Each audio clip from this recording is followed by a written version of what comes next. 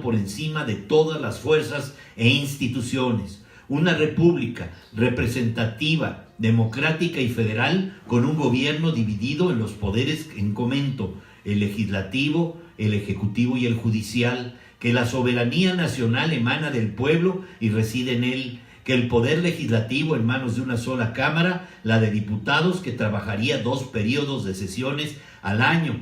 Desapareció el Senado. Acuérdense ustedes que había que darle una fortaleza al espíritu del pueblo y los representantes directos del pueblo son los diputados. Luego entonces el Senado tuvo que esperar hasta la inserción nuevamente en el 1874, de Sebastián Lerdo de Tejada, y nuevamente se le da como contrapeso a la Cámara de Diputados la de senadores. Por eso desapareció el Senado en 1857 para en 1874 restablecerlo Sebastián Lerdo de Tejada. Como derechos del hombre, la igualdad, la libertad, quedando garantizados por el juicio de amparo, que la federación sería integrada en aquel momento por 25 estados y el territorio de Baja California, la supresión de las alcabalas, que eran estos impuestos que se daban como un hecho, a veces lamentable para el comercio, para las compraventas de artículos, la supresión de estas alcabalas y además de aduanas interiores, la definición de nacionalidad mexicana, las obligaciones de los mexicanos. Ahí lo tienen. También veremos las leyes de reforma. Sirva esto nada más como un antecedente de las pláticas que vamos a tener, sino de suyo los hombres que dieron causa a estas legislaturas y que dieron las motivaciones suficientes en sus discursos, en sus controversias, para llegar a conclusiones. Acuérdense que sí es posible hacer puntos de acuerdo en las cámaras, si no, no hubiéramos avanzado.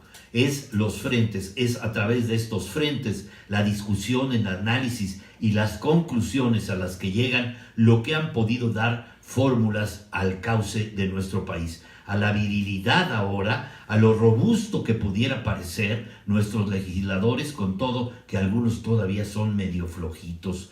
Y miren, en ese momento histórico que estamos hablando de ya finalmente llegar al porfiriato o al porfirismo, como quieran verlo, es después de que ya se restableció la República de 1867. Benito Juárez se quiso reelegir en el 71, nada más para que se acuerden, logra ser presidente nuevamente en el 71, acuérdense que desde antes él ya había sido presidente. En 1858 se había interrumpido por el segundo reinado que tuvimos, el segundo imperio aquí, que tuvimos de Maximiliano de Habsburgo. Se restablece la República en 1867, nuevamente las leyes de reforma y la Constitución del 57 tiene vigencia, y vámonos para adelante y llegaremos al porfiriato. Platicaremos de ello. En aquel momento nos quedó pendiente de la cuarta legislatura, y es el último de los actores que voy a mencionar, a don Mariano Samaniego, un médico mexicano. Nace en Bavispe, Sonora, en julio de 1831. Saludo con cariño a Vanessa Gómez, a Sandra Mota, Verónica Bueno, a Moni Valencia, Federico Sobrino, querida hermana, mucho gusto, Ricardo Ochoa. Y les estoy hablando de una pequeña dosis de cultura, esta dosis de cultura que no nos hace daño, al contrario, nos permite tener una referencia en el tiempo y en el espacio, en ese pasado magnífico que ellos nos legaron, y en el futuro que significa aquí, en este programa, como en todos nosotros, todos los días tendremos la esperanza de ver un México mejor, producto no nada más de un solo hombre, de un solo presidente, sino del trabajo en equipo, de la sinergia, de sinergizar, como decía mi querida compañera y amiga el día de ayer, como una familia que se integra. Ese es mi deseo, el deseo de integrar esta gran nación que se llama México, que nos legaron nuestros abuelos, nuestros padres, y toda esta emoción que tenemos en lo particular se la debo también a mi padre Armando Valencia González, y lo honro porque a mí me honró en haberme enseñado el amor a México. Y queda Mariano Samaniego, regreso a tema, Delgado, de Bavispe, Sonora, el último de la cuarta legislatura, que estoy hablando de 1867 a 1880. 70, básicamente. Después, cuando ya se reinstala la República, hablaremos acerca de Benito Juárez, por supuesto, después de que es ya fusilado Maximiliano Miramón y Mejía. Por allá, ustedes ya saben la historia, en un junio de 1867, y fue sitiado en Querétaro y fusilado porque Benito Juárez dijo: si a este no lo fusilo, después cuando se vaya a Francia va a regresar con más fuerza y ya no voy a saber qué hacer. Entonces se acabó Maximiliano, y queda nada más en esta época Mariano Samaniego Delgado, de la Cuarta Legislatura. Fue un médico y político. Él muere un 2 de octubre de 1905. Ocupó el cargo de gobernador del estado de Chihuahua, fíjense, sonorense, pero pues acuérdense ustedes que ya los gobiernos se podían no necesariamente hacer con las personas y tenían que cumplir con los mandamientos de ley que ahora se dan, ¿no? Que tienen que tener una estancia mínima, ¿verdad?, de un tiempo para poder ser acreedores a un cargo de elección popular.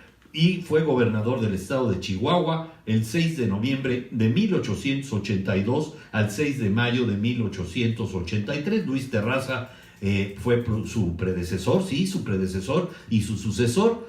También fue de agosto del 81 a octubre del 81 y del 3 de octubre del 76 al 77. Juan B. Camaño fue su sucesor. Él nace, como les dije, en Bavispe, Sonora, en 1831 y muere en Ciudad Juárez. Él ayudó a hacer un monumento a Benito Juárez, allí en Ciudad Juárez, en Chihuahua, allí en Ciudad Juárez, Chihuahua. Es mexicano, es médico, pero le gustó la política. Este mal creo que se contagia, ¿no, mi querido Félix? El mal de que nos empieza a gustar. Mi querido Betito, te saludo con cariño. Ricardo Ochoa, Federico Sobrino, a mi querida Moni ya te saludé. Enrique Rodón, muchísimas gracias por su atención, su confianza, su compañía. Fue originario este hombre. Me estoy despidiendo de la Cuarta Legislatura para entrar de lleno al restablecimiento de la República y también a la época porfirista.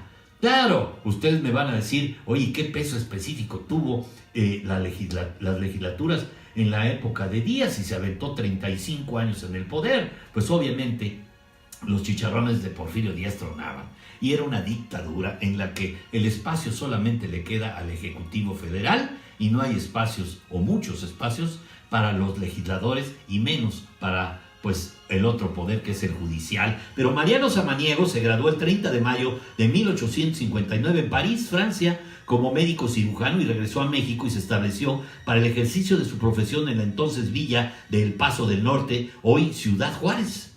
Por eso, población en la que residiría el resto de su vida y de la que se le llegó a considerar oriundo. Inició su actividad política como jefe político del Paso del Norte durante la estancia de Benito Juárez, como refugiado en la población, trabando una cercana amistad con el presidente de la República durante su estancia en 1867. Fue electo diputado, ya les dije que es el último representante de la Cuarta Legislatura que tenemos aquí en Comento. Con él terminamos este ciclo de personajes históricos maravillosos, hombres encumbrados, hombres con una lucidez y una visión, una altura de miras impresionante para darle lugar al siglo XX, para una entrada pues que desgraciadamente no fue más que con una dictadura, no con las libertades que quisiera Francisco I. Madero, que ya veremos más adelante, como decía mi maestro, así como refugiado en la población, trabando una cercana amistad, ya les dije, con Benito Juárez. Fue electo diputado en el Distrito Electoral Federal de Chihuahua, a la Cuarta Legislatura. Restableció el orden constitucional, miren nomás qué empresa, interrumpido por la intervención francesa, como sustituto del propio Juárez, que había sido electo diputado propietario. Volvió a ser jefe político del Paso del Norte de 1871 a 72, y en 1873 fue candidato a gobernador de Chihuahua. Resultó derrotado por Ángel Trías Ochoa por una diferencia de 105 votos, nada más una nariz. Fue además diputado al Congreso de Chihuahua en las legislaturas 2, 3, 6 y 10, partidario de Luis Terrazas en la política local y del gobierno de Sebastián Lerdo de Tejada. Se opuso a la revolución de Tuxtepec de Tuxtepec, corrijo, es decir, la S de Tuxtepec, liderada por Porfirio Díaz. En el contexto de los... Ya saben ustedes que fue el segundo esfuerzo que hizo Porfirio Díaz para evitar... El primero fue el plan de la Noria y evitar la reelección de Juárez en 1871. Pero finalmente se votó y Juárez ganó. Muere en 1872, Sebastián Lerdo de Tejada toma el poder porque así lo marcaba, lo mandataba la constitución de esa época y finalmente él toma el poder, Sebastián Lerdo de Tejada, pero viene nuevamente Porfirio Díaz y miren, la interpretación que yo hago de la revolución de Tuxtepec, que al final de cuentas Díaz ya queda como presidente de facto, ¿sí? Pues después de esta rebelión, es que él quedó muy sensible porque ustedes saben que participó en la defensa de los fuertes de Loreto y Guadalupe de Puebla. Todos lo saben, mi querida Moni, porque eres muy ilustrada y todos mis amigos también se acuerdan de sus clases de primaria y secundaria, de la historia de México, de la gran historia de México, de aquel momento histórico. ¿Y saben quién se llevó pues la estrellita? Ignacio Zaragoza. Y yo creo que Porfirio Díaz decía, bueno, ¿cuándo va a ser la mía? Y si no es ahorita, ya no va a ser nunca. Y dijo, bueno, ya llegué. Y llegó como las 6:20 para quedarse y se quedó en el contexto de los ataques de las fuerzas tuxtepecanas, tuxtepecanas a la ciudad de Chihuahua, que en varias ocasiones cambió de bando y al serle concedida una licencia al gobernador constitucional Antonio Ochoa Carrillo, fue designado gobernador de Chihuahua el 3 de octubre de 1876. Fue el último gobernador lerdista de Chihuahua, pues el 5 de febrero de 1877 cesó en el ejercicio de la gubernatura al dejar la capital en manos del general Juan B. Camaño. Designado gobernador por el ya triunfante Porfirio Díaz, tras este hecho se alejó de la política, se dedicó al ejercicio de su profesión en la ciudad de Hermosillo, Sonora, pues ya finalmente fallece en la ciudad de Juárez, en Ciudad Juárez, el 2 de octubre de 1905, y así nos despedimos de este hombre prominente médico que le gustó la política, Mariano Samaniego Delgado. Ahí lo dejo para todos ustedes, mis queridos amigos. Espero que les haya ayudado, que les haya gustado, que esta confianza que me tienen, que depositen en mí esta oportunidad de darles una pequeña cápsula o unas pequeñas gotas, esta dosis que puede ser la más correcta para tener un parangón, para tener un análisis posible para nuestra época actual. ¿Qué hacen nuestros legisladores? ¿Qué hacen ahora? Pues tendrán que apoyar al presidente López Obrador. ¿Ya vieron cuántas empresas fueron condonadas de impuestos? 400,000 millones de pesos. No digo nombres, pero está en la página central, en la primera plana del periódico Reforma el día de hoy. Esto es un escándalo que también avalaron los diputados, tanto de Calderón como de Peña Nieto. También estos contubernios del Ejecutivo lo hacen con el Legislativo. Lo platicaremos la semana que entra. Gracias, mis amigos, por verme y mañana no me dejen de ver en Personas y Bienes y Personas. Claro, es la columna vertebral que da motivo y fundamento a nuestro trabajo. Gracias por verme. Su amigo el Chief se despide. Claudita de la Mora. Buenos días. Instagram. Mi querido Chaconcito, manita para arriba a favor de AMLO, manita para abajo en contra de AMLO, pero no groserías. Fernanda Parra, Héctor Zárate, Darcy, gracias a todos. Que les vaya muy bien. Cuídense. Nos vemos mañana. Nos despedimos con musiquita clásica. Gracias. Oigamos Adagio for Strings de Samuel Barber en 1938, su obra maestra. Gracias por vernos. Gracias por su confianza.